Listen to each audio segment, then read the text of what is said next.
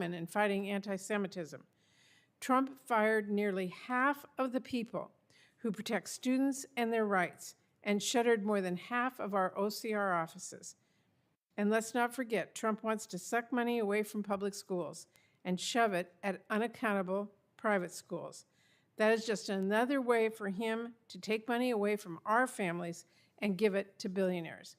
And if that weren't blatant enough, he's been trying to illegally block federal dollars to extort states and school districts that disagree with him. And he's trying to cancel grants at universities to extort them into doing what he wants.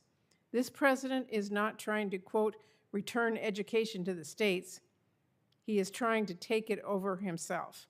He is trying to tell our teachers what to teach and using federal dollars to extort people. That is incredibly alarming stuff. And let's remember what the ultimate goal is here, and the Trump administration's FY26 preliminary budget makes this crystal clear. They want to cut federal funding for schools and students to make room for their tax cuts for billionaires. But while Donald Trump is busy destroying the Department of Education and building a Department of Extortion out of the rubble, Republicans are busy either burying their heads in the sand or cheering the demolition.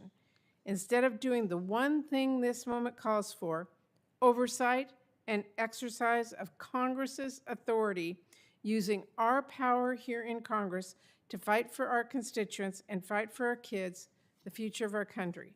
I want all of you to know Democrats are not going to stand silently by. We are here today to put a bright and burning spotlight on what Trump and Musk are doing, because as we are going to hear, there is much too much at stake for anyone to ignore this.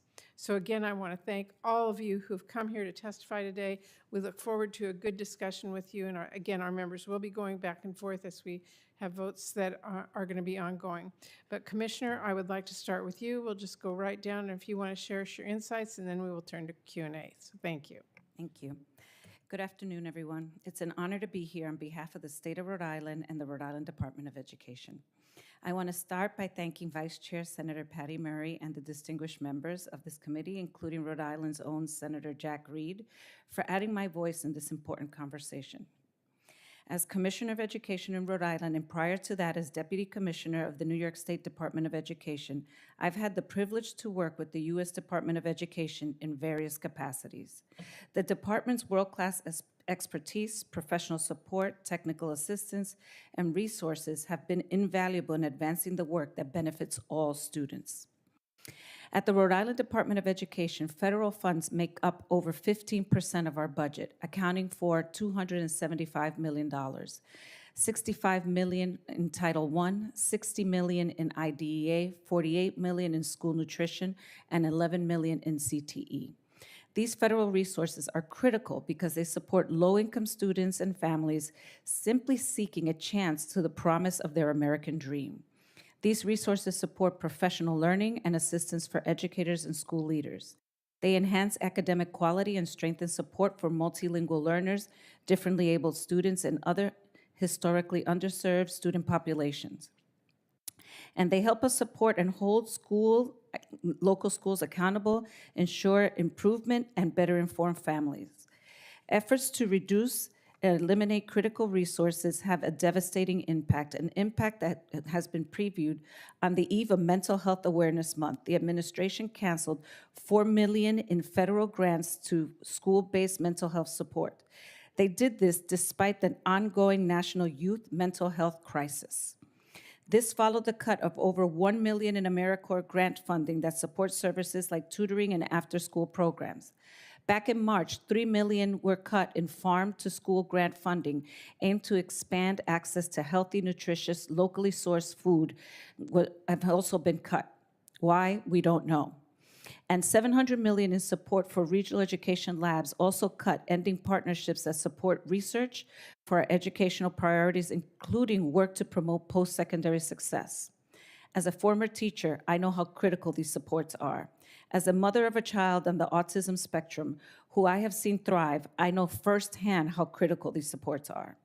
It also deeply concerns me that there is a proposal to shift oversight on the Individuals with Disability Education Act from the Department of Education to the Department of Health and Human Services, an agency that neither possesses the same deep expertise or nuanced understanding of educational policy and governance, nor the congressional authority to forward fund for continuity and stability of resources for our most vulnerable population. Candidly, an education act like IDEA has no business being run by the Human Services Agency. As commissioner of a state education agency, I know that continuous improvement requires resources and continuous monitoring and support. At this juncture, our school communities need more help to keep moving forward, not less. In Rhode Island, we're seeing signs of momentum that are unprecedented, the unprecedented disruption of the pandemic caused. The Education and Recovery Scorecard, a national report that experts at Harvard, Stanford, and Dartmouth rank Rhode Island the top state for academic recovery in New England. Nationally, the review ranked Rhode Island 13th in reading recovery and 14th in math. This progress is not accidental. It's a result of intentional collaborative work. Should we need to, I trust that the staff of my agency will step up and ensure that we continue to meet our duties and responsibility to students, regardless of the national landscape. But to be clear, every policy decision has trade-offs. This one is no different. States cannot do it all alone. The insight and expertise that our federal partners provide is irreplaceable, and I'm concerned that any progress can easily be reversed if the level of support and resources our states receive are diminished. As a state chief, I connect with my colleagues and who lead state education across the country. Like many of them, I have closely monitored recent executive orders as well as departmental directives and policy changes, and I have attempted to assess their impact without the necessary detail and clear direction. We have spent an enormous amount of time trying to decipher their intent. They seem unclear and cause unnecessary confusion and chaos for all of us. While the impact of the confusion may be hard to quantify, what is clear is that students and family and educators are the losers in this new paradigm. I have dedicated my career to doing what is best for our students because I know the future of our nation is in their hands. When our kids thrive, our country thrives. Today, I can equivocally say that abolishing the department will not help students, it will set generations back. As an educator, a daughter of immigrants, and a mother of 2 multilingual children, one of whom is autistic, I know firsthand the power and value of providing rich array of educational opportunities. As commissioner, I believe I have the duty to pursue and promote the best education in my state. Thus, I implore you to advocate for the preservation and expansion of federal resources and support for public education, not because of any loyalty to any particular party, ideology, or individual, but because it's what's best for all children, our children, the greatest promise of the United States of America. Thank you very much. We'll turn to Denise Fort. Is it Fort? Fort, yes, Denise thank Fort. you. Senator Murray, Senator Durbin, Senator Hirono, and members of the Senate Democratic Caucus, thank you so much for inviting Ed Trust to come speak with you today on an issue that strikes at the heart of our democracy: the role of the U.S. Department of Education in ensuring equity and protecting the civil rights for all of our students. My name is Denise Fort. I am the CEO and president of Ed Trust. We are a national nonprofit focused on closing opportunity gaps and advancing racial and economic justice in education. At Ed Trust, we believe education is not just a pathway to opportunity, but it is a civil right. Education shapes our economy, our democracy, and our future. Yet for far too many students, especially Black and Latino students, Native students, students from low-income families, English learners, and students with disabilities, that promise, the promise of education as a civil right, has always been particularly fragile. That's why the federal government's role has been so critical. The Department of Education is not a bureaucracy. In fact, it represents a federal commitment to equity, to civil rights, and to holding states accountable when they fall short. Dismantling and defunding this department undermines the promise and jeopardizes the future of millions of students. Since 1979, the department has been responsible for implementing federal education priorities like Title I, like IDEA, such as Pell Grants. These programs are lifelines, they are not luxuries.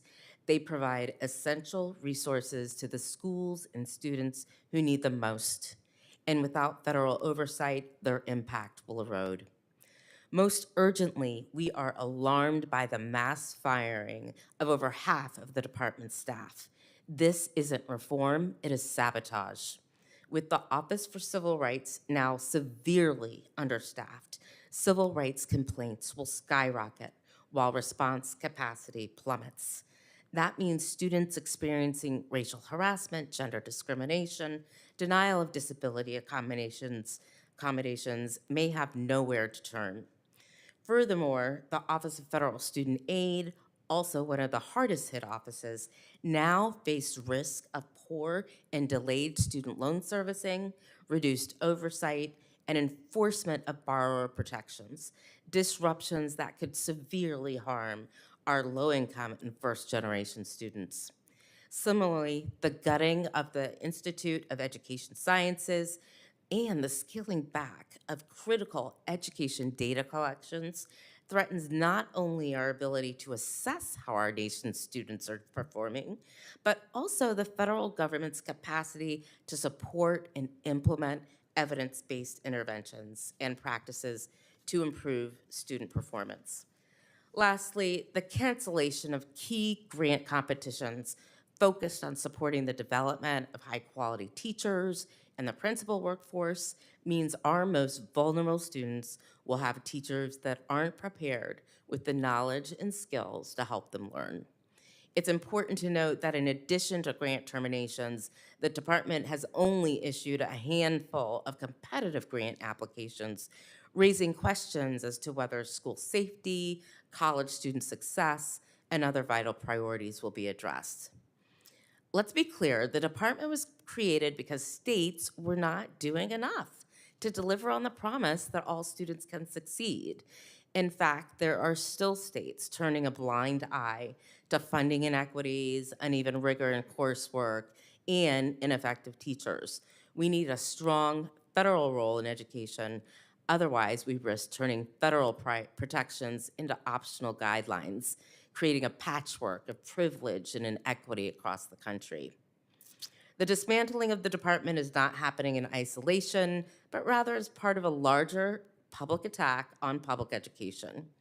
Programs like Title I, which serve over 26 million students, IDEA funding, already underfunded, could dwindle further. The potential actions come alongside of a full court press by this administration to divert taxpayer dollars to private schools.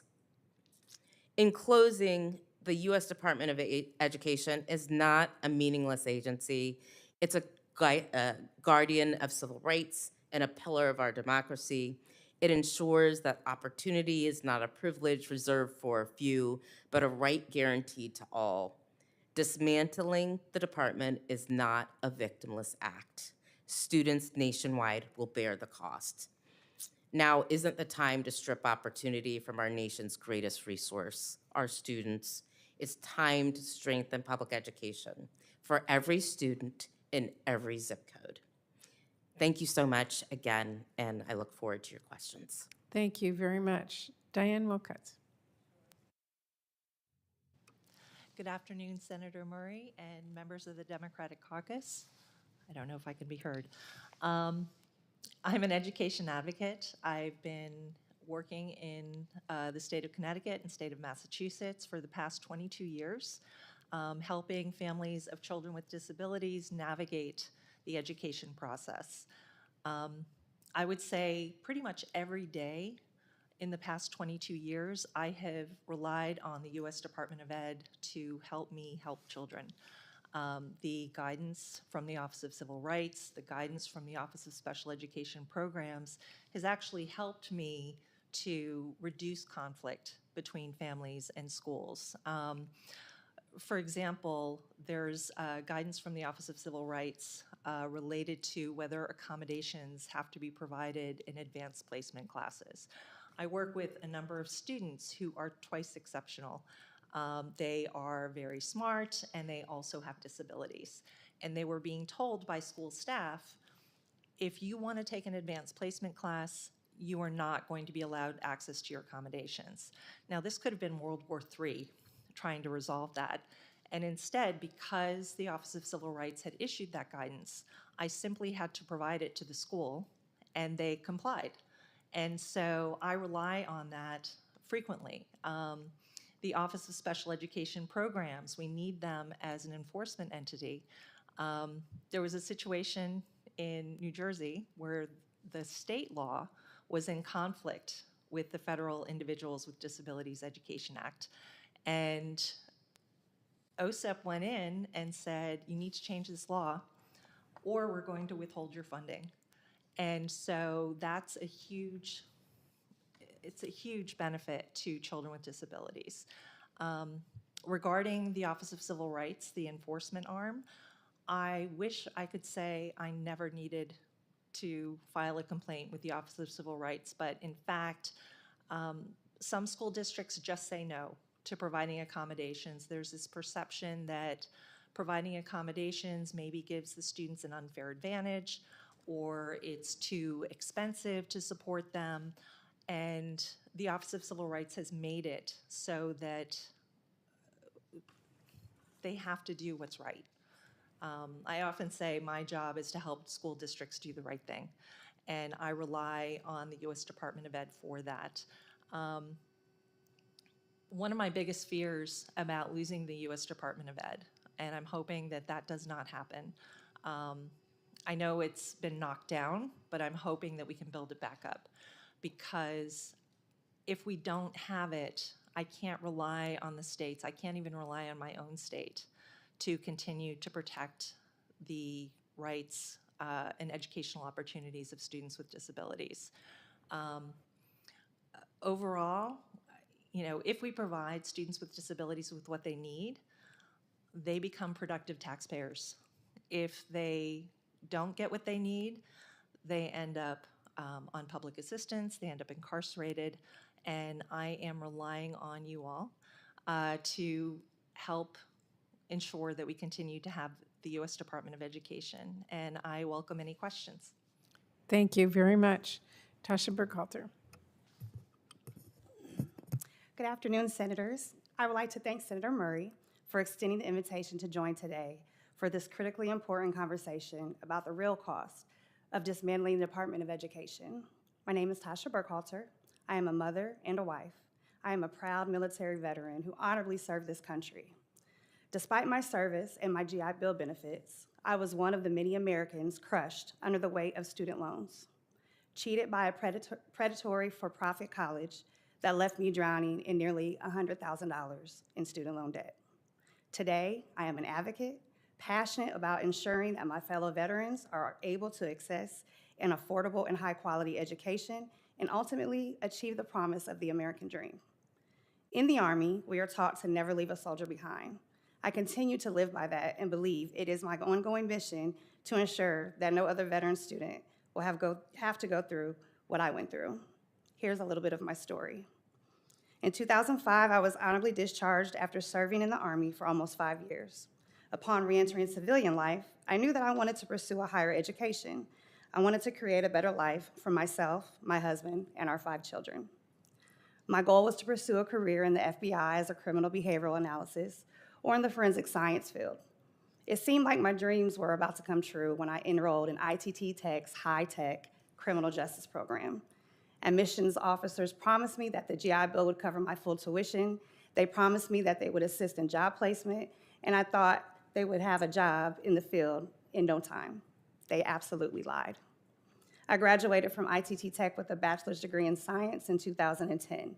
Despite being told my GI Bill would cover tuition, I unknowingly ended up with federal and private loans to pay for my schooling. When it came time to begin interviewing for jobs, employers showed me the door as soon as I mentioned my degree was from ITT Tech. It was devastating. Unable to find a job in my field made it nearly impossible for me to support my family. We lost our home, our car. We were even forced to live, with my parents and in-laws. It took a very large toll on my marriage as well as my mental health. I eventually defaulted on my loans and saw my entire tax return offset, which made things financially even worse. I thought my life was ruined forever. Little did I know there was hope, a process overseen by the Department of Education known as a borrow defense to repayment, or BD, which gives students cheated by predatory schools the chance to have their loans discharged. My life changed for the better when my application was eventually approved in 2021. The next year, over 200,000 students from ITT Tech had their student loans discharged. We were certainly blessed ones. Too many students cheated by for-profit colleges remain in limbo as they wait for their applications to be processed. Let me be clear. Every day a borrow defense applicants are forced to wait is a day that they have to live through another nightmare. I am grateful to the hardworking Department of Education staff who eventually processed my borrow defense application. I was saddened to hear that the entire teams at the Department of Education responsible for processing borrow defense applications, complaints from students about their schools, and those who were responsible for holding predatory schools accountable were recently fired. I am worried that these efforts to dismantle the Department of Education will make it even harder for student veterans like me to pursue our dream of a higher education and achieve the American dream for ourselves and for our families. Thank you for listening to my story, and I look forward to any questions. Thank you so much to all of you for your very compelling testimony. I'm going to ask one question, and then because we do have votes on, I'm going to allow Senator Hirona and then Senator Durbin to ask questions. I have many more, and we've got other people coming in. But let me just start by saying that the Department of Education was really created to fulfill a simple but very powerful promise that every student, regardless of their race, their income, their zip code, their disability, their language that they speak at home, deserves a high-quality public education in our country. And since its founding, the department has worked to make that promise real by enforcing civil rights laws, by distributing critical resources like Title I and Pell Grants, collecting essential information and statistics, and helping our schools close persistent achievement gaps that exist in part because of significant differences in our states and local funding for, local funding. But today, as we know, the department and the critical mission that exists is really under unprecedented threat. President Trump has made it very clear he wants to abolish the department entirely. He's taken critical steps to do that. He has shuttered regional offices. He's halted investigations. He has cut off funding. He is leaving our students and our families and our schools in the lurch. So, Ms. Fort, let me just ask you, what do you see as the most immediate, far-reaching consequence for students and families and school systems across the country? Thank you for that question. The Department of Education has 4 very important roles. One, as you said, is to make sure we distribute funds to those communities and schools that need them the most. Those are supplemental funds. They are funds that states currently do not provide. 2, data, as I mentioned in my testimony. The National Center for Education Statistics, which oversees NAEP and other vital data sets. 3, student loans, over 1.6 trillion in loans and another 210 billion in grants that help more students get access to higher ed. And 4, our Office of Civil Rights, making sure no student is denied the opportunity. Those 4 pillars are the Department of Education, and they all, should they go down, are directly harmful to students and families across this country, to the competitive nature of this country, and I would say to the well-being and democracy of this country. I couldn't disagree, and really destroys the value that we've all held for lifetime and wanted there far into the future, that in this country we're pretty proud that we make sure that every child has an education, and that will be gone. So thank you. Senator Rono.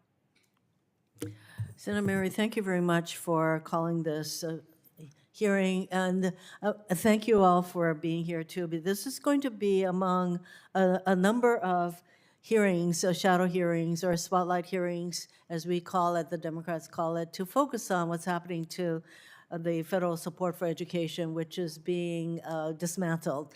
And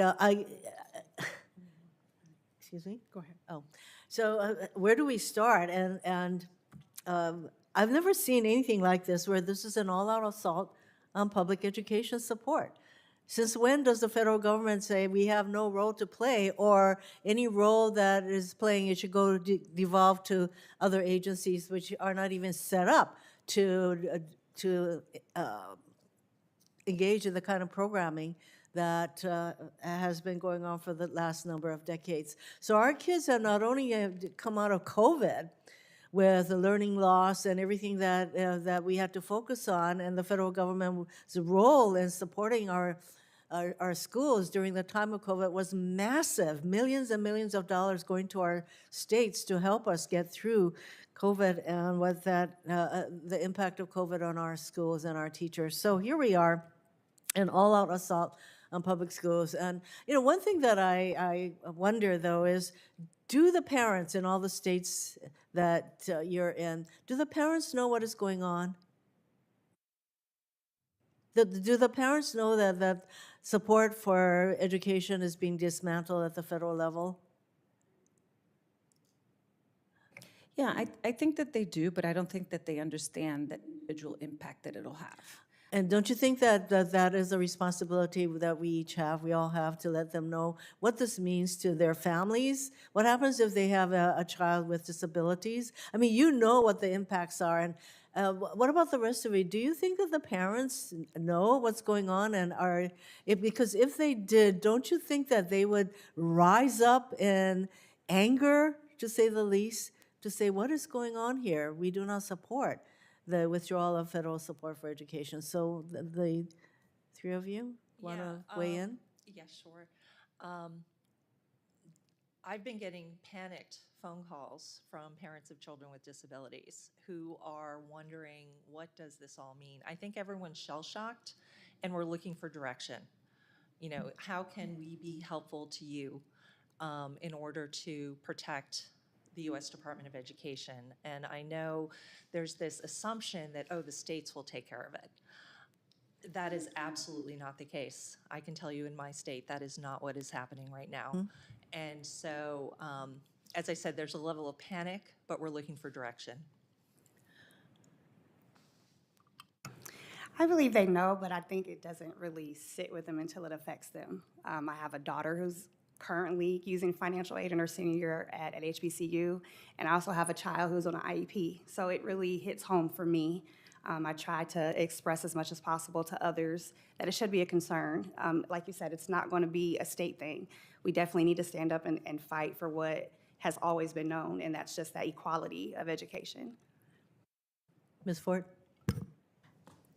We have been seeing some pretty exciting activity led by parents in a number of states over the past several months. I think some members of the National Parents Union are here with us today who have led those actions, but more has to be done. We need to be able to directly tie a lot of these cuts, threats, and undermining of the department to folks' everyday lives. Making education a kitchen table issue is one of our highest priorities at the department. I mean, frankly, Trust. what could be more foundational for our country as well as our children than education? And I do think that there is not enough information going out to parents, because if the parents knew what was going on, and it's not just parents, education impacts entire communities, that if there was more awareness from all of us pushing it out there, that information, I think there would be a massive uprising. I'm not saying in any kind of a violent way, but for people saying, wait a minute, we're not going to stand for this. And by the way, we all know that this is part of Project 2025, almost a 1,000-page document that lays out the plan for the Trump administration, and getting rid of the U.S. Department of Education is one important, but just one part of the plan for how government will run, which is basically to dismantle the federal government in just massive ways, including, of course, with the Department of Education, and the impact of that on all our communities will be felt. So I do think, Madam Chair, that part of our responsibility is we need to get the word out in a much more effective way, and that's part of what we're doing here. So thank you very much. Thank you, Senator Rono, you're absolutely right. I mean, parents won't know until their child with a disability all of a sudden loses their school bus that comes every morning to their house to pick them up, or the ability to apply for a loan, or school districts don't get the formula funding that they have expected to have, and all of a sudden they're laying teachers off next fall, or they are discriminated against, and they just assume somebody's going to help them out, and there's nobody there. So that's exactly why. Too late. By that time, too late. So yes, that's exactly why we're having this hearing, so thank you. Senator Durbin. Thank you, Senator Murray. It's an honor to be here. And I think about the Department of Education in historic terms. Why was it created? It was created in the 1960s for many reasons, innovation and opportunity in education, but just as much it was created for justice in education. Because in 1954 in Brown versus Board of Education, just across the street, the decision was made that separate but equal didn't work anymore. There had to be equal opportunity. And that, we learned after Reconstruction and Civil War, had to be enforced. And to be enforced, we needed an agency of government who would watch carefully to make sure that, in fact, opportunity was equal in America and that there was justice in education. I think of one particular aspect of this that I paid attention to for a little while, and I think it's appropriate for me to ask the chair of this shadow hearing if we can have a pop quiz. Sure. All right. So let me tell you, I'm going to make this easy. The answers to the pop quiz question are 8 and 30. 8 and 30. So get ready. I think you'll get this right. What percentage of high school students in America end up going to school in for-profit colleges and universities? 8%. Got that right? Okay. What percentage of all student loan defaults are students from for-profit colleges and universities? 30. 30% of student loan defaults. Ms. Burkhalter, you understand this better than anybody gathered in this room. The representations that were made to you as an aspiring student and as a former veteran were lies. And when it was discovered that they had defrauded you, you had an opportunity for justice and education with the Department of Education, borrower defense. Your life sounds like it was a mess before you got to borrower defense. Is that true? Yes, sir, it was. Living in the basement or living in the extra bedroom of a parent or Yes, sir. in-law? 5 children? Yes, sir. Congratulations to you. Service in our military for 5 years? Yes, sir. You've given us a lot. Thank you very much for that. But the point is, when Donald Trump had his first term in office, he filled the office that supervises for-profit college and education with people from the industry. You can guess what happened. Almost nothing. Now he's going the next step in eliminating that agency that gives you opportunities for equity and justice when it comes to education. That, to me, is the story. He's turning back the hands of time when it comes to diversity and inclusion and equity and justice in education. We've got to be willing to fight for it. Others have in the past successfully. I'm just glad that we're here today to be able to further that goal. Ms. Fort, you've been working, did you work for Bobby Scott? Yes, sir, I did. Good for you. He's a great And fellow. George Miller, your roommate. Pardon me? And George Miller, your roommate. Yes, my landlord and my roommate, yes. So when you look at the perspective, the historic perspective about equity and opportunity and justice in education, where do you think Trump is headed? The exact wrong way. He will be taking, sadly, our students and our families who have relied on the Department of Education for so long, back to the days where students with disabilities weren't welcomed. There were separate schools for Black children, Latino children. That is not something that this country needs to progress. I agree with you completely. Thank you. Thank you. The floor just called and I need to go vote. I'm going to turn this over to Senator Reed, and Senator Baldwin is coming in the door as I speak, so they will be speaking. I should be back by the time they're done, so thank you very much. Well, thanks very much, Chairman Murray. want to thank you for convening this hearing. This is very critical, obviously. I want to welcome all the witnesses, but I must give a special welcome to Commissioner Angela Infante Green. She runs the show in Rhode Island, and she's done a superb job. We went through the COVID experience, and she was superb in coordinating our openings, getting schools open quickly, and I thank her for that. And guess what? She hasn't stopped there, because under her leadership, Rhode Island has been ranked the top state in New England on the Education Recovery Scorecard. So we've not only bounced back, we're leaping ahead. So thank you very much, Commissioner. Where to begin? I mean, all the proposals to take apart the Department of Education, the proposals to shift college loans and Pell Grants into the Treasury Department, who I'm sure are really prepared to do that. It's just amazing. But I want to ask, I'll ask first my commissioner. You're an educational leader. You're a multilingual learner. You're a parent of a child with special needs. Can you talk about why the federal programs such as IDEA and Title III are so critical to public schools and to the success of this nation? Yeah, I think that it's really important for us to remember that the role of the Department of Education is to ensure an equitable education for all students, especially for the students that are differently abled and are multilingual learners. That's something that we hold very near and dear in Rhode Island, and I know that in many other states. But there are challenges, and the department, their role in overseeing was created because we were falling short in our nation for these students. If we can recall, there were times where our special needs students were in basements, not receiving the same curriculum, not receiving the same instruction, not given the same opportunities. We can't go back to that. The federal government has a huge role to play in how these students get instructed. As we saw in the new budget, Title III is gone. We don't see it there. It is really important for our students to get the adequate resources and supports, that our teachers get that. We also saw that professional development has been cut. That's unacceptable for us. And just to put it very plainly for people that may be watching, this role is essential as we, all of my colleagues in my state, in all the states, to do our job, is really to hold us accountable for what needs to happen for the diverse population. It is very difficult now to even say the word inclusion. I think people forgot that inclusion is really important, especially for our diverse populations. Diversity is important.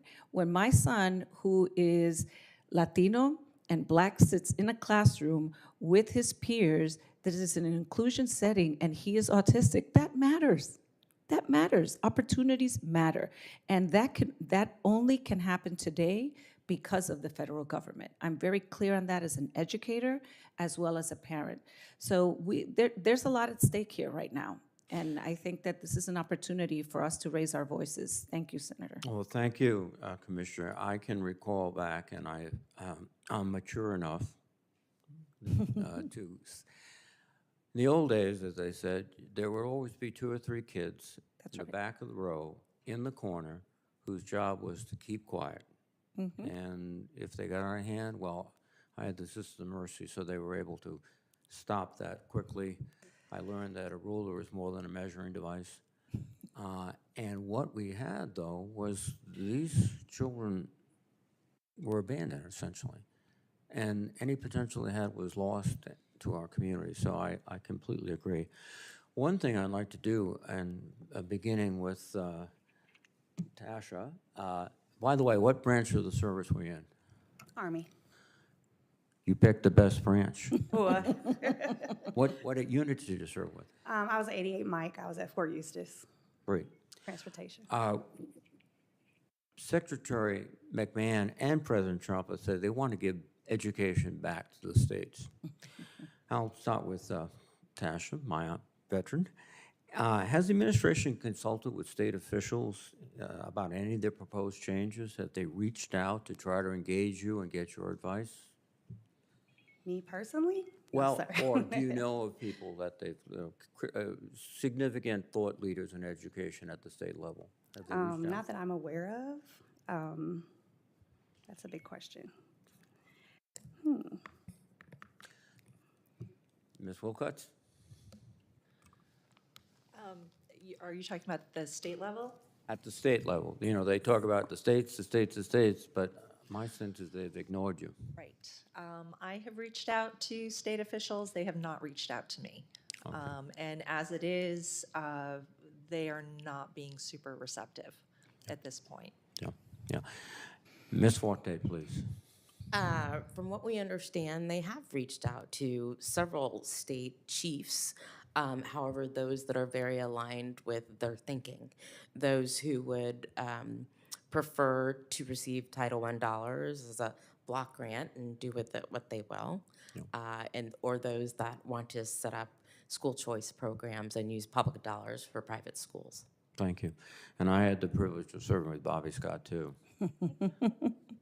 Great guy. Commissioner. Yeah, so, other than the documents that everybody has seen, there has been no official dialogue where we have sat down and really talked about what direction. There's a lot of misinformation or lack of information. And I think that is what is the most concerning for all of us.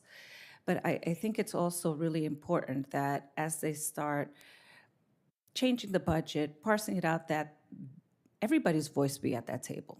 So your question is a very good question. There has been no official conversation where they say, what are the things that you value? Our predecessor, the Department of Education, we said to them, CTE is really important, especially in Rhode Island and many of our states. And they put together labor market analysis. They were our partners as we did the work.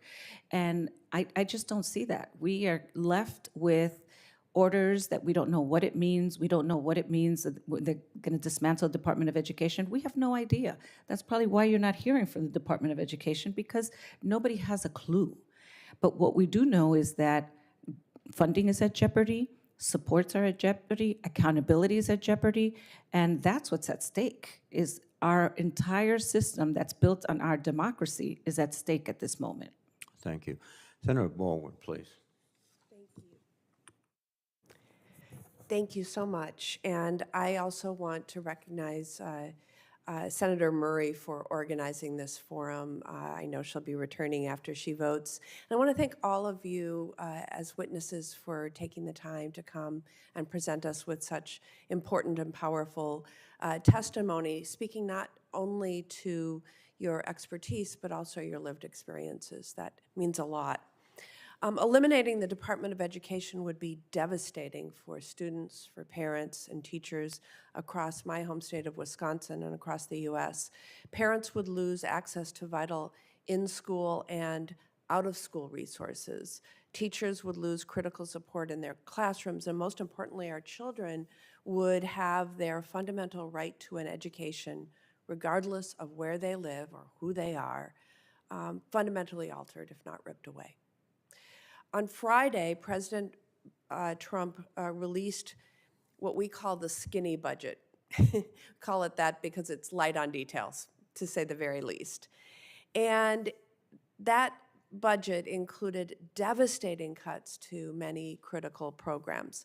His proposal included a cut of $12 billion to the Department of Education. And this comes at a time when too many students are chronically absent and achieving at levels that will not set them up for success. The National Assessment of Educational Progress, considered the nation's report card, recently showed that reading scores continue to decline and math scores have yet to bounce back from their pre-pandemic levels. And this continues a decade-long decline that has to be reversed. Commissioner Infante Green, from your experience as a former district administrator and now state commissioner, how would cutting federal education funding, as has been proposed in this skinny budget, impact your ability to improve outcomes for students in Rhode Island? So in Rhode Island, as I mentioned before, 15% of our budget comes from the federal government, which is about $275 million, which is a lot of money for us in Rhode Island. And when we start thinking about what happens in the classroom, it is devastating to all of us. And we don't have any clear direction of what that actually means, and which is very difficult for us to plan, to think about what's next. As we saw in the budget, there's some areas that are completely gone, like Title III, it's gone. Title II has been slashed almost, a quarter of the funding. We are in a place now that many of the states have instituted what we know research says works, which is the science of reading. We're all in that place. This is not the time to take back funding. It is the time to support and ensure that those services and resources are at the state level. That's really important for all of us. And we have seen gains. We still need to continue to make gains. But so for us, it is very difficult. We saw on Friday that our mental health supports have been cut. How do we do that when our students are in crisis? And you mentioned chronic absenteeism. We use federal dollars to try to close the gap with chronic absenteeism, and we diminished that by 10%. And I will tell you that the results of the students that are chronically absent opposed to those that are not, it's about 20 percentage point gap. If we get them in the schools, we have a chance of actually working with them. And that was federal dollars. So it's really important. That's a perfect example, and I wonder if you just tease out some of the details of that. The federal dollars allowed you to do some things that were creative, novel, to deal with this that your regular budget wouldn't have allowed. Can you tell me about some of those things? Sure. And why they worked? Sure. So we ran a campaign on chronic absenteeism. We developed a data system. We enhanced our data system. We really worked on what local municipalities can help us with. It's not just the education system. It has been incredible to have the parents understand what it means to be out 2 days a month. They had no idea. We used money to buy calendars. As simple as that sounds, keeping track, but that has actually worked. We have seen what parents understand. We surveyed the parents. That's money that we did not have to really talk to them and say, okay, what can we do? How can we help you understand? And how can we drive this? And we are seeing change.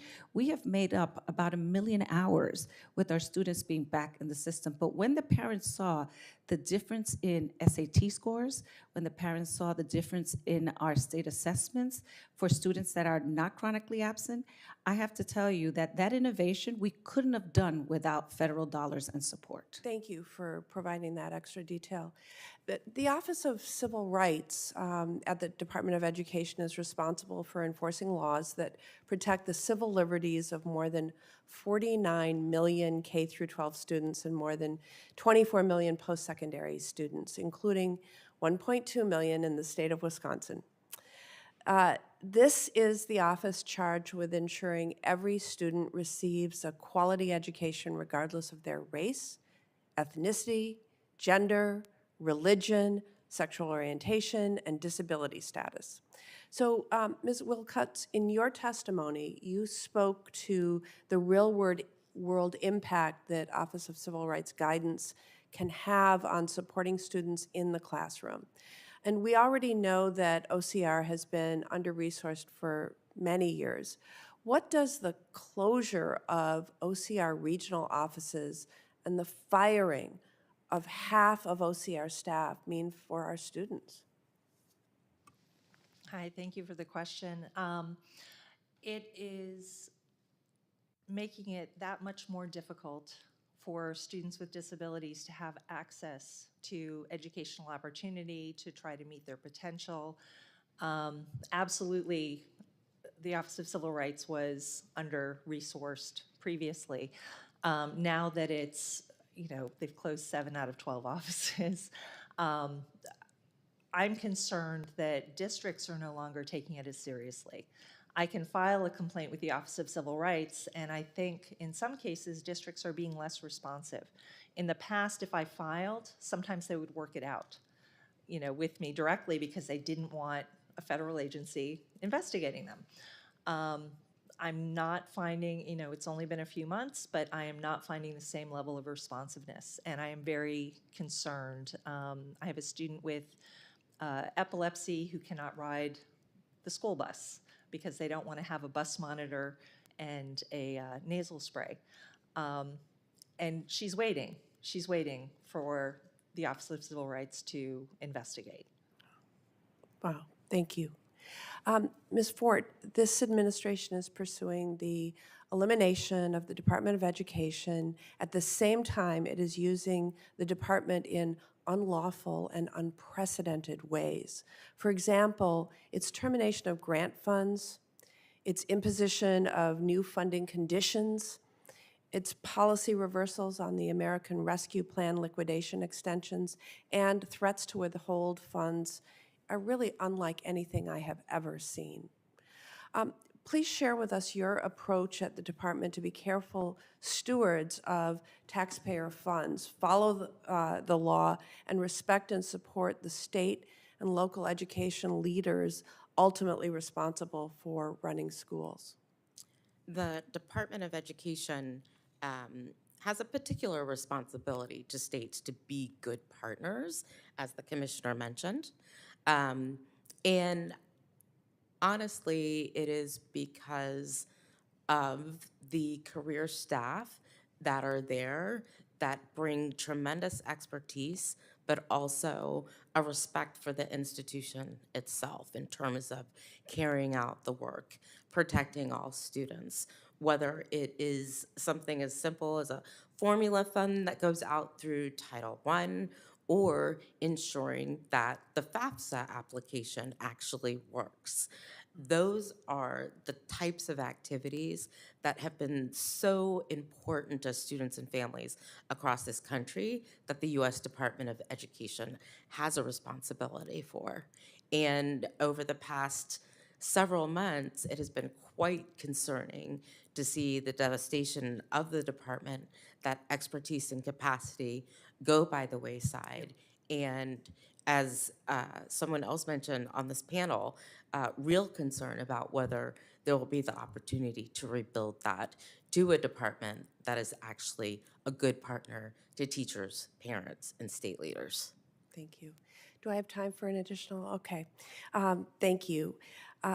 So late last year, school in Madison, Wisconsin, Abundant Life Christian School, joined the far too long list of schools that have experienced firsthand the devastation of a mass shooting on campus. A student and a teacher tragically lost their lives. 6 others were injured, and the shooter also died of a self-inflicted gunshot wound. I met with Secretary McMahon, who was then the nominee for the Department of Education, shortly after that shooting took place in my home community. And in our meeting, Mrs. McMahon voiced her support for mental health services for students and acknowledged the need to provide students with support when they might not find it at home. Despite saying she cared about students' mental health, Secretary McMahon and President Trump just announced that they would discontinue future funding for more than 200 grantees of the school-based mental health services and mental health service professional development grant programs, including for the Department of Public Instruction in my home state of Wisconsin. Commissioner Infante Green, I am sorry to hear that your state also recently learned that it would not receive a $4 million federal grant that was expected for your school-based mental health programs. Please describe how this action impacts your efforts to address the youth mental health crisis in Rhode Island. Yeah, thank you for the question. Well, earlier I talked about our chronic absenteeism problem, and we got to the root cause, and the problem is mental health. Students' mental health. Right now we're in a crisis, and you mentioned shootings. Every time we hear about a shooting, I want everyone to understand what happens to educators, parents, and students. We go into a mode where we are stressed out. There is this fear and then we have to make sure that we're doing these drills, that takes a toll on our students. We know that part of the reasons that our chronic absenteeism has increased is the mental health, the anxiety that the students feel. And it is really hard to say that we support students, but then you're going to cut funding that directly impacts the students in our schools. That's what that funding is for. Let's not make any mistake about it. And it came out of left field. The challenge that we're having is that these things sort of happen. Nobody's talking to us. Nobody's letting us explain the value that it has in our system. And I think that that is really a difficult position for all of us to be in, but it's also an opportunity for us to stand up and say, this is how this is impacting our kids. And thank you for giving us an opportunity today. Yes, thank you. Thank you. We've been joined by the Democratic leader, Senator Schumer. Thank you, and let me thank Senator Murray and Democratic members of the HELP Committee for having this so important hearing. Look, education's always been our ladder up in America. When America established high schools, the first country to do so, that helped advance us. And our schools and our public schools are so important to the future. I'll take myself as an example. My father was an exterminator. I came from a working class family. And I went to a local public school in Brooklyn, New York, PS 197, then Cunningham, then Madison. I got a great education. I wouldn't be here today if one of my teachers did not inspire me in terms of public service. In 9th grade, you know, before that I was interested in playing stickball and stoop ball and baseball and basketball and all the things that I did. And she inspired me. Now, she was a first I learned about her, Miss Wagman. She was a first person to go to college in her family, and she wanted to teach. And teaching is a great, great thing. And it's so satisfying. But one of the reasons people don't want to teach anymore is, A, sometimes they don't get paid well, and often they don't get respect. And it should be, in the 21st century, teaching, just like doctor and lawyer was the exalted profession in the 20th century, teaching should be the exalted profession in the 21st century, because we're such a society that depends on education. And here, they're cutting the Department of Education. I don't think they know what they're doing. They're cutting so many things. Don't feel alone, Department of Education. They don't know what they're doing about just about anything, and they want to cut everything. But to cut education, which has been sacrosanct in America, is just awful. And I don't know what our schools will be in chaos. My local public schools in Brooklyn, New York will be in chaos because even if when you displace or fire a teacher, or don't let them come back in September, it disrupts the whole class. It disrupts the whole society, the whole school. So I just want to say, we on this, speaking for our majority here, or our minority here, but all of us as Democrats, we believe in public education. One more point. I went to Brooklyn, New York. That is hardly a rural area. But I represent a state that has the 3rd largest rural population in America. And if you cut the Department of Education, the places that will probably suffer the most are rural areas, because they don't have any cushion, they don't have any nearby school that can take some of the burden. They can't find any replacements. And so it's a disgraceful thing they're doing. This spotlight hearing is one of many things we are doing. There's a whole series of hearings that Maisie's going to hold a spotlight hearing on K through 12 education, and I believe Elizabeth is going to hold a hearing on education, student loans next week, because we believe in education. It's the ladder up. And when we stop having ladders up in America, we're not the society that we have always been.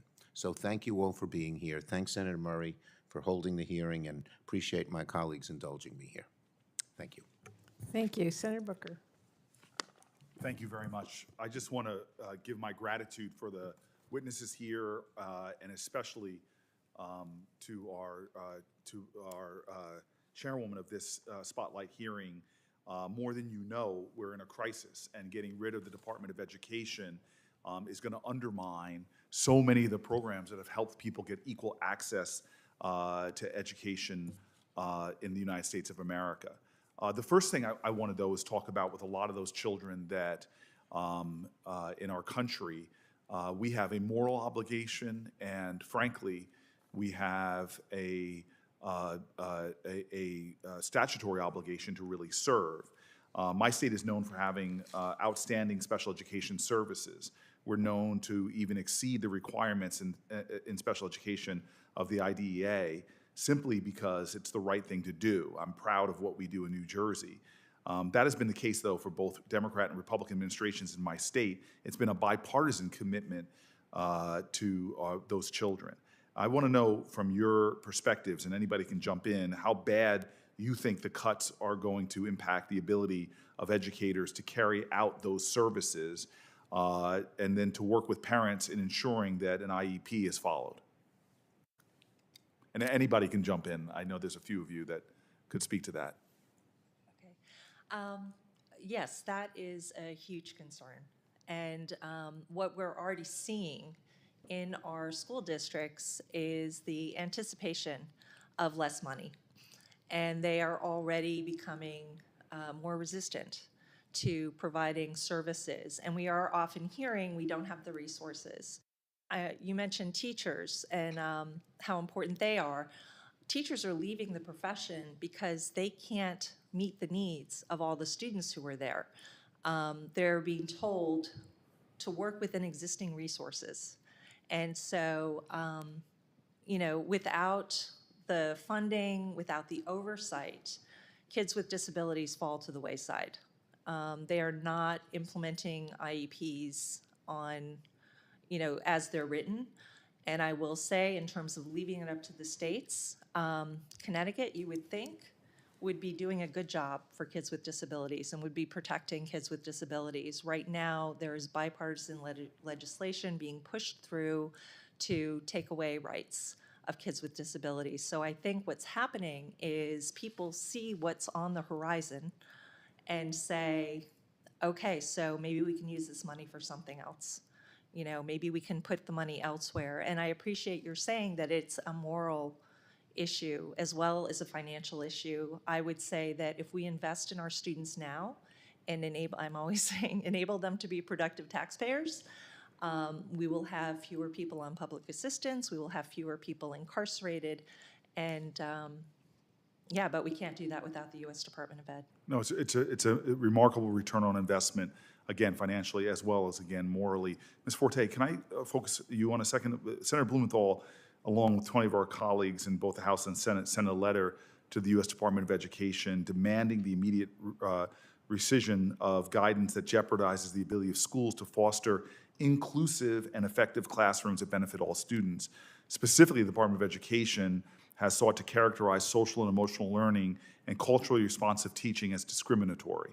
The administration has seriously overstepped its bounds and grossly mischaracterized federal civil rights laws. It's stunning to me that they're seeking to undermine state and local control laws and practices, invade local curricular decisions, and threaten the loss of critical federal funding. I was encouraged to see these efforts rejected by a Trump-appointed judge, a U.S. District Court judge, who stated in her ruling that the government cannot proclaim entire categories of classroom content discriminatory to sidestep the bounds of its statutory authority. So, Ms. Forte, could you discuss the significance of Judge Gallagher's ruling and its implication for students' academic, social, and emotional learning? Yes, thank you so much for that question. I think the first thing that's very important and that multiple administrations have adhered to is curriculum is a state and local responsibility. So by this U.S. Department of Education trying to dictate what our young people will be learning in classrooms was a foul. And we were pleased to see that initial decision. But what we do know about social, emotional, and academic development, what we say at EdTrust is all learning is social, emotional learning. All learning is social, emotional learning. Our children cannot exceed, cannot be engaged. Angelica, the commissioner, talked about chronic absenteeism. The programs that work are based in the science of social emotional learning. They make sure all children feel engaged, all children feel included, and they provide the right supports at the school level so that teachers, counselors, even lunch ladies can be engaged and do this work, which is so important for not just their mental health, but their academic performance. I'm going to yield any remaining time, but Tasha, I just wanted to say your testimony was really moving, and I want to thank you. It's so important that you're here today. Thank you for the courage you're having speaking up. I appreciate you. Thank you very much, Senator Murray. Thank you. The order I have right now is Senator Kane, Senator Warren, Senator Klobuchar. So Senator Kane.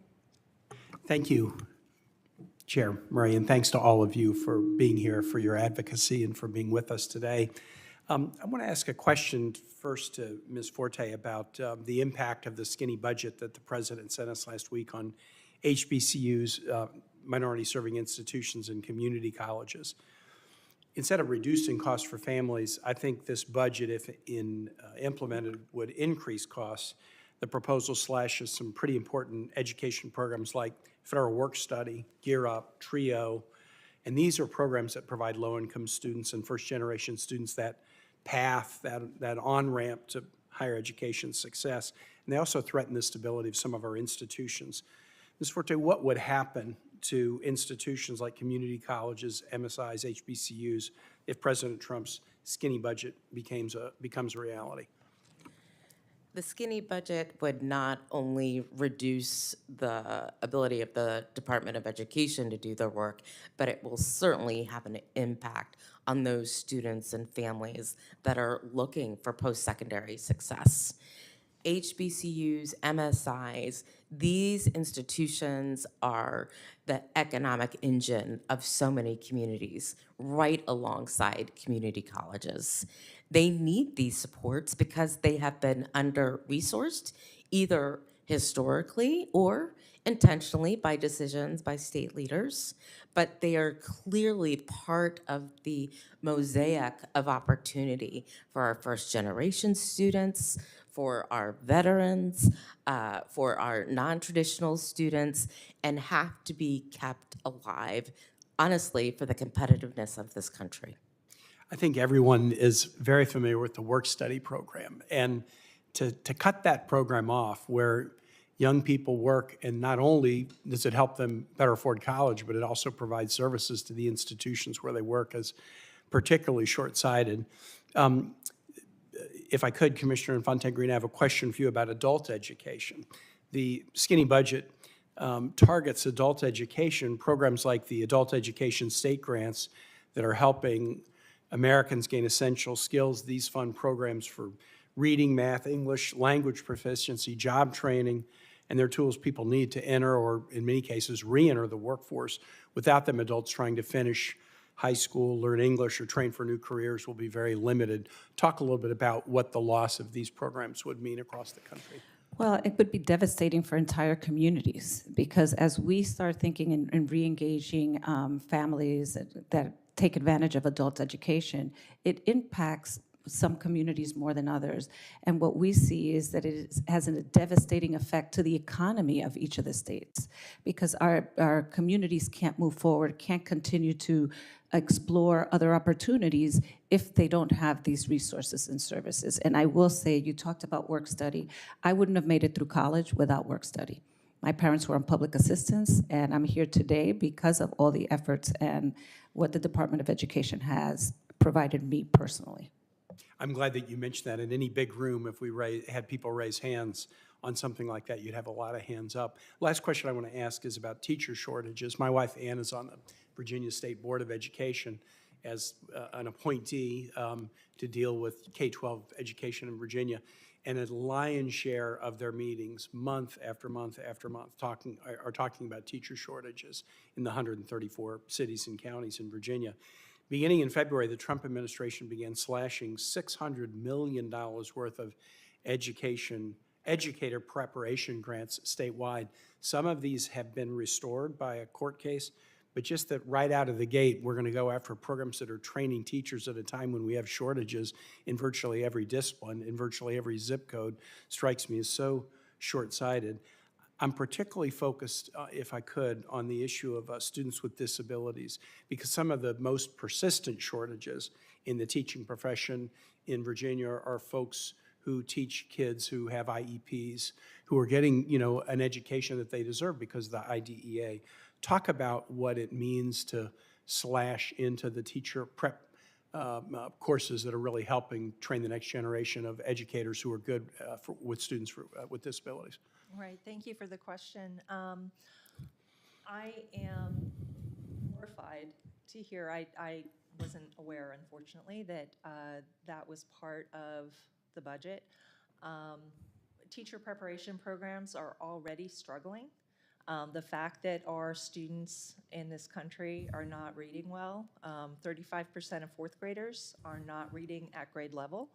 In large part is because our schools of education have not prepared our teachers adequately to use the science of reading to teach our kids. And so the idea that we're now going to do less is horrifying. We need to be doing more for our teachers. We need to be, of course, paying them more, but also providing them with more support within their schools. Special ed teachers, one of my big crusades in Connecticut is trying to get them administrative assistants Right. to help them with all their paperwork. Sure. And to allow them to use their skills to teach kids. And that's going to make a huge difference in terms of what their potential is. I mean, it seems like right now, I hear all the time, oh, we don't have staffing, we don't have staffing, we don't have staffing. And things are not happening in a timely way. And what's been happening is these students end up being placed in private special education schools. That's not necessary. For the vast majority of students, they would do great in their public schools Absolutely. if we had the staffing for it. Yep. Well, Senator Murray, thank you for this. I'll just say one other thing that I'm starting to worry about. If I watch destruction of the Department of Education, elimination of funding for libraries, elimination of funding for public broadcasting and national public radio, it's almost as if there's a kind of a privatization of knowledge initiative underway, where if you have the money, then the knowledge might be available for you, but if you don't, who cares? If you can go, if we're not allowing weather service data to be put out to the public, but you can buy it now. Yeah. Jefferson once said, and it's in the Virginia Constitution, that progress depends upon the broadest possible diffusion of knowledge among the general population. It seems like there's an ideology for, we don't want to diffuse knowledge among the general population. If you can buy it, great, you can buy it. But if you can't, it's going to be beyond your reach. And I'm very, very troubled by this, and I'm glad you held this hearing today. Very frightening. Thank you. Senator Moore. Thank you, Ranking Member Murray. Appreciate your holding this important forum, and appreciate all of you for being here today and for the work you do and the advocacy you do. As we speak, co-presidents Donald Trump and Elon Musk are working hard to abolish the Department of Education. And make no mistake, this is an all-out assault on public education. The cherry on top is that it's all part of a Republican plan to make hardworking Americans pay more so that billionaires can get even more tax giveaways. But here's the thing. Trump and Musk, along with Education Secretary McMahon, aren't crazy enough to say that directly to the American people. They don't actually say, this is what we're trying to do, because the American people really wouldn't like that. So instead, they've said they can burn down an entire agency while ensuring, quote, the effective and uninterrupted delivery of services. So I just want to test that claim. And spoiler alert, I think it's a big fat lie. So let's go into this. So let's start with Trump already firing half of the staff at the Department of Education, including reportedly eliminating the team responsible for overseeing the student loan companies. So, Ms. Burkhalter, you were a student loan borrower for many years. You've described this in your testimony, but I want to ask you a question here. What would have happened if the company that managed your loans had double charged you for a month and there was no one at the Department of Education whose job it is to help you get this straightened out? Thank you for the question. I would have been stuck in a terrible position. To be responsible paying for hundreds of dollars more than I already was for that month, I would not have been able to do supporting my family and make a payment. So I just would have had to not make the payment and watch my credit score continue to deplete because I definitely would have chose to take care of home versus being put in that position to pay that double payment. Yeah, you know, and I use that as just one example. If there's nobody home to fix the mistakes, because we all know mistakes are going to happen, if there's nobody home to fix the mistakes, then the person who's the victim of the error is the one who now pays. You either pay by paying double, or you pay by seeing your credit destroyed, you pay by falling further and further behind, and the problem snowballing because you're not making your payments on time. That's not all. The Education Department also helps support 7 million public school students with disabilities all across this country. The work is very near and dear to my own heart as a former special ed teacher, but Donald Trump is trying to move that work over to the Department of Health and Human Services. So Ms. Wilcutt, you're an expert in special education policy.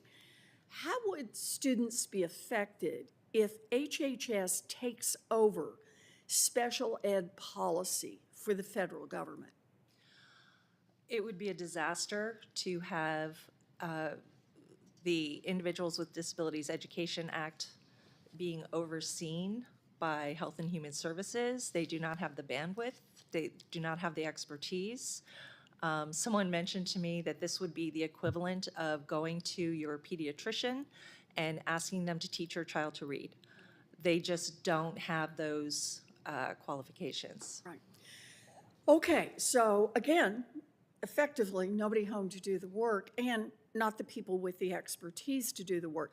Okay, I want to do one more, okay, as if this is not bad enough.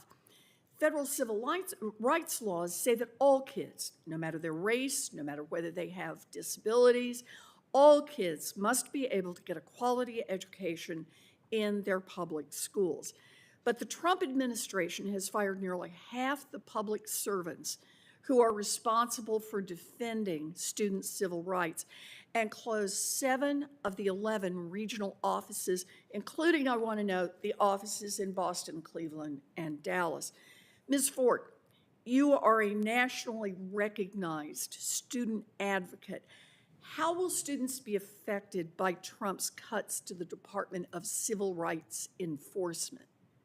I think you rightly pointed out that the Office of Civil Rights has been a safeguard for students across this country, whether it is a student facing discrimination because of their hair, or whether it's a student with disabilities, or a student facing sexual harassment in the classroom. They are there for all students. The caseload that the Office of Civil Rights previously had was alarmingly high already. And the gutting of this office, the firing of expert lawyers who've been doing this work for so long, does a disservice to students and families across this country, alongside the politicization of that office. It is hard to understand how they will be able to carry out the work that they are lawfully authorized to do. All right. You know, I appreciate your putting it that way. This is not about efficiency. It's not about making government work more effectively. This is about just not doing the work. And it's another way to try to repeal the laws that we've put in place.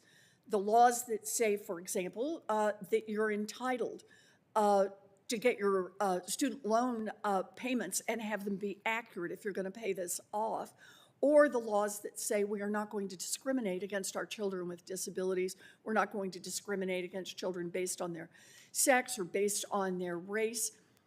And what Donald Trump, Elon Musk, and Secretary McMahon, billionaires all, want to do is basically just take those rights away from our children, to take them away from us. And whoever gets hurt is just who's going to have to pick up the cost here. That's why we are in the fight to put a stop to this. 3 billionaires should not be permitted to destroy public education for millions of children across this country. So thank you again for being part of this.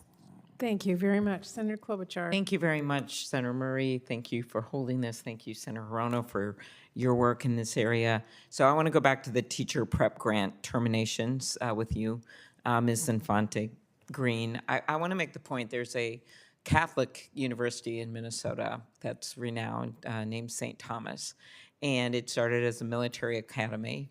And just to show that it is a kind of, it's not affiliated with any political ideology. When the law school opened in 2001, when they were expanding, good law school, Justice Scalia was the speaker at it. Yet this university, and their president has been outspoken about this, was one of the universities and one of the first colleges to have their teacher grant stripped.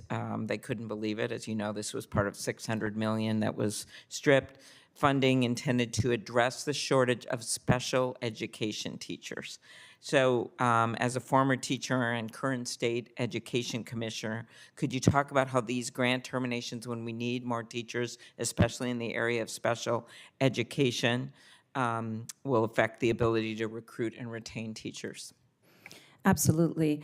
I think that the troubling part is that we already had a shortage. After the pandemic, the shortage has exacerbated, and our students have higher needs now than they did before. So we had students that had IEPs that may have required one sort of service or another. Now our students have more diverse and deep needs, and we need teachers with that specialty. Special education teachers are, I call them, the miracle workers. I have a child on the spectrum, and if it wouldn't have been for my son's teachers, he wouldn't be where he is today. And for us, it is very debilitating to be in this role and to see how cuts are being made to the very people that we need. We were not going to be able to continue to move in the direction that we are if we don't have our special ed teachers. A lot of our funding is going to private organizations or special ed schools because we do not have the expertise in our system. And that is something that our teachers are craving, our system needs it, and we just cannot provide the best education possible if we don't have those teachers. Thank you. And my last question, you, Ms. Ford, just about rural, what's going on with rural schools. You know, a smaller property tax base, higher transportation costs. It's not one size fits all, as all our members up here know, when it comes to rural healthcare, rural education. And could you talk about the impact that these cuts will have on roughly 10 million students attending rural schools? And then just kind of a corollary is just the cuts on food assistance, school meals, which will affect everyone, but maybe just start out with rural and then mention this cuts that we will see and how it will affect kids across the geography, including rural. Sure, thank you for that question.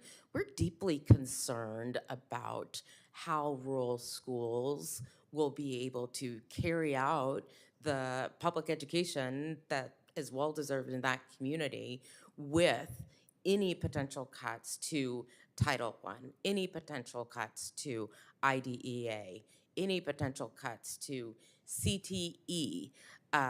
Rural communities need, as you pointed out, a more comprehensive support system because of a reduced tax base and because of the lack of other supports and services that you might normally have in a more urban or suburban setting.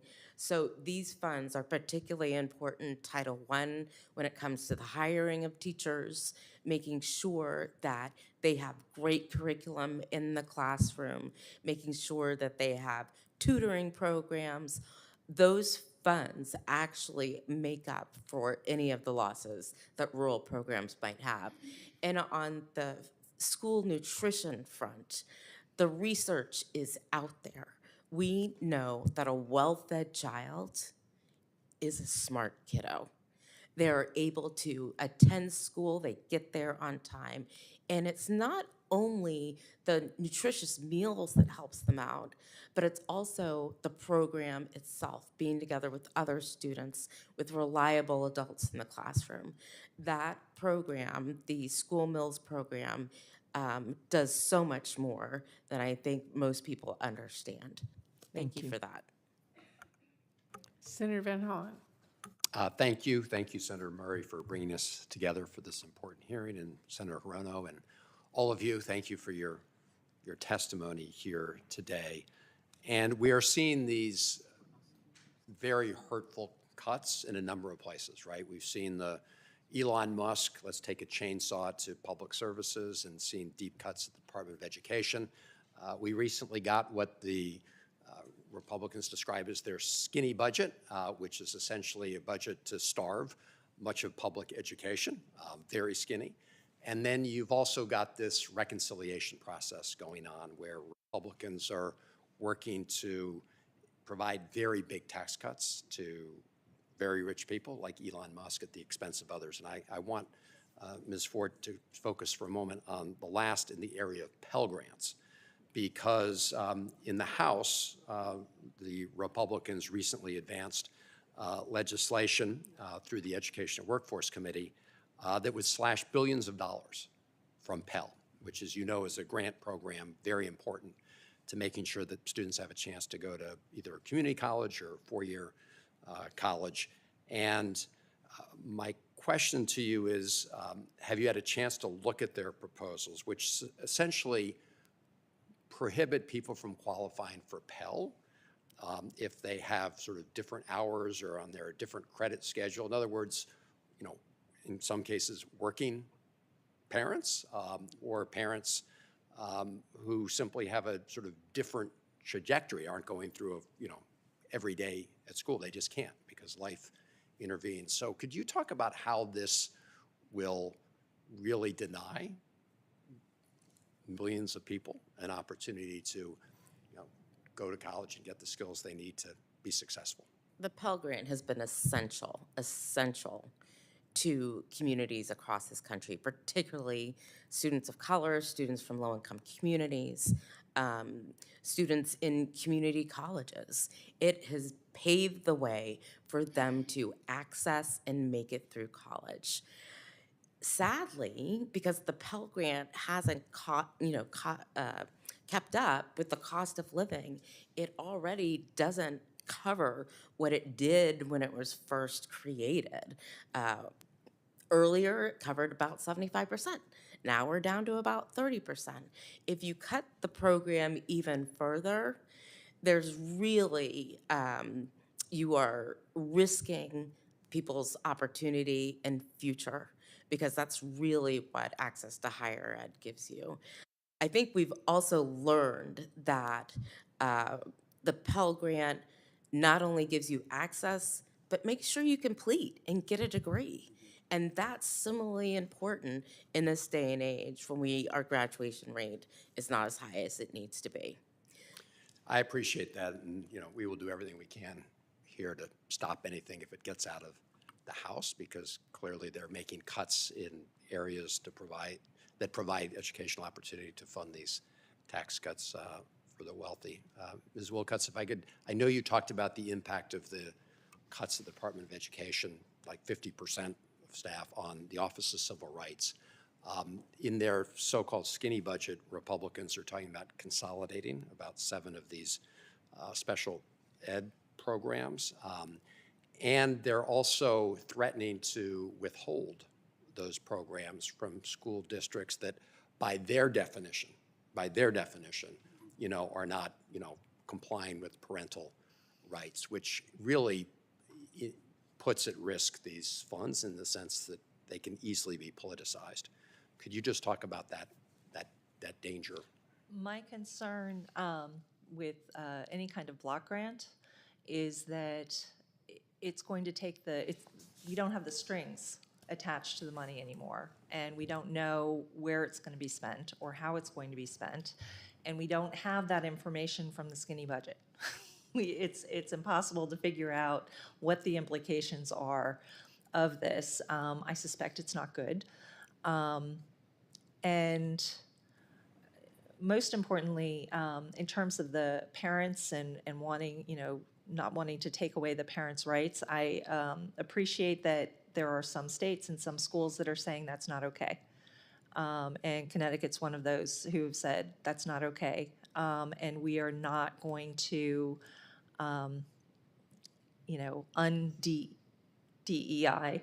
the state of Connecticut. And hopefully other states will do the same. Yeah, I just hope that IDA doesn't become this political football that gives the Trump administration an excuse to further cut from a program that's already underfunded. But thank you. Senator Blumenthal. Thank you, Chairman Murray, Ranking Member Murray. Thank you for convening this hearing, and my gratitude to every one of you. I have to say most especially to Ms. Wilcutt's, whose work in Connecticut is renowned, and I thank you for all you're doing to help our students really get what they deserve and need, and all of us want for them to achieve, because their achievement is really all of our achievement. I'm going to be very blunt. I think our current commissioner or current Secretary of Education is no stranger to Connecticut. And I think, unfortunately, showing some of her true colors in the stance that she's taken in dismantling the very department that she was assigned to lead and enhance. But we can talk about the abstract and we can talk negatively. I want to talk about real-world consequences and the potential for helping students, the vision that really should animate our conversation about special education. And I can't imagine anyone who has more insight and experience than you, Diane. So perhaps if you could think and talk to us about the stories of achievement, maybe just one or two, that show that these funds actually, they work. You know, these programs work. They're not just numbers on paper or statistics on a computer screen. They are real-life achievement stories. I'll turn it over to you. Okay, I love talking about my students. So I will say I am so lucky. I have the best job in the world. I get to help kids learn how to read. I get to help kids with big emotions manage to get an education. I get to help kids who have been out of school for long periods of time get back into school. And a lot of this I've been able to do within the public schools. What we're finding is, for example, with my students with dyslexia, we are able to bring in people who are certified in structured literacy into the schools to provide that training. And if our educator preparation programs will get on board, we can ensure that every K-3 teacher, every special ed teacher, every reading specialist has that certification in structured literacy, so we can really move things forward. The best thing for me is getting to go to their graduations and getting pictures of them graduating from college. And yeah, so I appreciate the question. Thank you. Anyone else have responses to that question? Because you're all really experts with such enormous experience. Sure. Really awesome. I'll share some positive stories of success, because I think it's really important for everyone to know that recently it was said that kids on the autism spectrum wouldn't hold a job or would not be a functioning member of society, and that just is not true. It is incumbent upon us to provide the supports so that our kids can reach there. I have a 17-year-old son who's autistic, who is bilingual, and he wants to be a priest. And I will tell you that he will be a priest. But maybe 10 years ago, we were very afraid of what that would mean for him. But what we saw was the teachers and the system actually working for him. And that's what we have to preserve. We have to preserve the teachers, the education system, the rights that our students have. Because when I started teaching, those kids were in the basement. Those kids were not getting supports. And what we have today is what we have to preserve. For my son, who I could only dream of what he would become, I had no idea. And if it weren't for the supports and services, I don't think we'd be where we are right now. But there are countless stories like this. And that's why it's so dangerous to be talking about IDEA in HHS. It's not about medical. This is about education. It is the Individualized Education Act.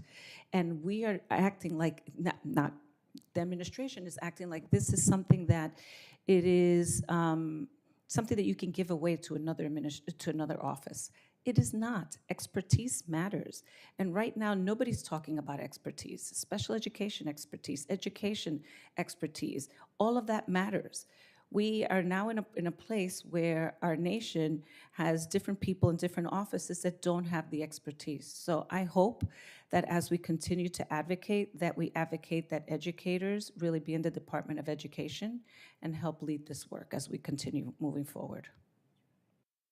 Well, I again thank every one of you for your advocacy, for your heart, your great minds, and we're going through a time of challenge when often the world seems very dark, to me at least, but we're going to get through it because of your perseverance and your fight. Thank you so much for helping us to elevate this issue, and thanks again, Madam Chair. Thank you, and I loved your answer, Commissioner, because I had a mom tell me a few weeks ago that she has a son with severe dyslexia as well, and she said, I don't need someone to help me with his health, I need my country to show me as opportunity. And that just really sticks with me, so thank you for your answer on that. Ms. Fort, one of the vital roles of the Department of Education is collecting data through the statistical arm, the National Center for Education Statistics. They've been collecting and reporting data since 1867. We have learned a lot from that. I think most Americans wouldn't have any idea that any NCS is responsible for anything or that the Department of Education is going to eliminate that. Highlight for us what that will mean if we lose that. The power of data is what this is all about. And when you render data useless, when you hide it from the scenes, that means we don't know what's working and what's not working. We don't know whether we're making progress or falling back. And the National Center for Education Statistics and the experts it has long had in that office have been critical for us to learn about whether our fourth graders are reading, whether our eighth graders can do math. In addition, the number of data collections at the Department of Education, the civil rights data collection, we have to make sure that that continues. That tells us whether there are issues around access to rigorous curriculum or what school discipline looks like. We should not be undermining the data systems at the Department of Education. They are critical for our progress and really meaningful in terms of making sure our system is improving, which is bottom line for everyone here. Yeah, I've been through the wars on education here in my time in the Senate, writing No Child Left Behind, unwriting No Child Left Behind, writing ESSA, and at the basis of all of that is knowing where our students are so we can fund them adequately and know where we need to focus. Commissioner, Rhode Island is, as you know, required to identify and support districts as they work to improve schools. Tell me how actions that have already been taken by the Trump administration have impacted school support and your ability to make sure that all of our kids are learning. Yeah, so we have an office actually that does this work that supports our lowest performing schools because it is really incumbent on all of us to move the agenda forward. And what's at stake at this moment is having the personnel in my office as well as in the school to be able to do this work. We look at data. Data is part and parcel of ESSA. It is really at at the crux, and we can see where the disparities are, where the crux are, who we need to focus our energy on, what kind of resources we need. And it's not a one size fits all, and that's why we work with the different communities. And all that is at stake. And we have seen, I will say, in the last 5 years, an immense amount of progress in places that had not seen progress in years. So there are good things happening. And what we need to do is capitalize on that, but we can't take away from that. I am very fearful and worried that we will slip back to a place, at least in Rhode Island, that we don't want to be in. We know that the science of reading works. We've gotten every single teacher trained in Rhode Island. We made sure that that was part of how we used our funding so that every student has that opportunity. And right now, all that is at stake. And our lowest performing schools are the ones that we are most committed. We work with all schools, but we're most committed to making sure that there is progress there. Thank you. I'm going to turn it over to Senator Rono for her additional questions. Thank you very much. We have an administration that is anti-DEI obsessed to the point where there is an executive order forcing our schools to certify that they're not doing anything that supports anything that could be deemed DEI. Not that that's been particularly clear, by the way. So thankfully, as Cory Booker mentioned, that there is a court, a New Hampshire court, that said federal government, you cannot force schools to certify. Now, at the same time as we have an administration that wants to get out of the business of supporting our schools, they are wanting to get into the business of telling schools what curriculum they should have. So frankly, I just wanted to know, like, of the millions of students in all of our schools, how many of them would be deemed part of a DEI population? What percentage? In Hawaii, that would be practically 100% of our kids would be deemed from DEI populations because there's a lot of intermarriage that happens. But frankly, in the rest of our country, wouldn't a very high percentage of our students in our public schools be deemed from DEI communities? Yes. So what is there to be afraid of teaching the history of women, the history of immigrants? Like, what is that all about? And frankly, again, the only thing standing between us and the total lawlessness of this administration are the courts. And for all of the executive orders that this administration has promulgated since day one of this administration, there have been hundreds, over 200 lawsuits, including those that challenge what he's trying to do with DEI. So I hope that that is another matter that we're all taking up as being really anti-civil rights. To be anti-DEI, in my view, is to be anti-civil rights. And it's a matter of real concern for me. Did you want to say something? Yes, I wanted to add, just recently we were asked to certify a DEI, and we responded as a state, but we did not certify because, like you said, there's no clarity. We don't understand what exactly it means, how they're defining it. And to your earlier statement that DEI, almost everybody falls under DEI. If you're a female, if you are of color, if you are in poverty, if you have, you're differently abled, whatever it is, you can find someone that falls into that category. And I think the most distressing part about that is that we are creating a division by having these conversations about not bringing everybody's differences to the table and celebrating them and accepting them.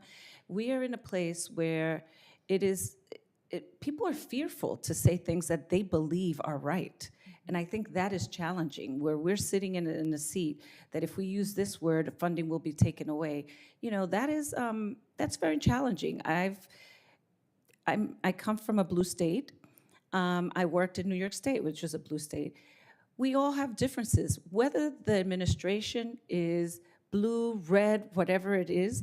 But now there's this feeling that if you say something, there's going to be retaliation. And I think that that is the most unfortunate part, because our democracy is built on our ability to be able to speak out, to make our concerns known.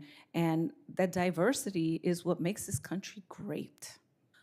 Do the rest of the panelists agree that diversity is something to be supported and that we ought to Absolutely. acknowledge the importance. Absolutely. And when you think about it in terms of the education sector, we would be doing our children a grave disservice to take out all of the beautiful history that comes from this country. It makes literature more engaging, it makes their coursework more engaging, and why we would want to limit the opportunities for young people to learn of our diverse country and the diverse history is truly concerning when you think about other countries across the world that believe in the highest standards of education, and making sure there is robust literature and robust history is very much a part of that. By the way, I just want to mention that this whole anti-DEI effort is really across the board. And so you have the Department of Justice getting rid of any support that would be a civil rights enforcement, for example, for non-discrimination. You have the Department of Defense getting rid of all their DEI, anything that might be deemed DEI. You have our West Point and all of our other military academies getting rid of anything that might be deemed supportive of DEI. So this is a major issue, I would say, for a school system that is supposed to be producing not undereducated people, but educated people. And so I thank each of you for being here. And again, Thank you. Madam Chair, thank you. Thank you. Well, thank you to all of you for participating in this. Senator Rono asked a question earlier about how do we have people understand what's going on. There's so many pockets of money that do different things, but I think the basic message is what you all just answered under Senator Rono's last question. This is about making sure that every child has an opportunity, no matter what their background or what they look like, where they come from, you know, no matter what, because that's what makes our country great. And we need this country to stand up and fight back, and I appreciate all of you giving us the information, and I want you to know we are in that we are fighting back camp. So thank you very much for being here.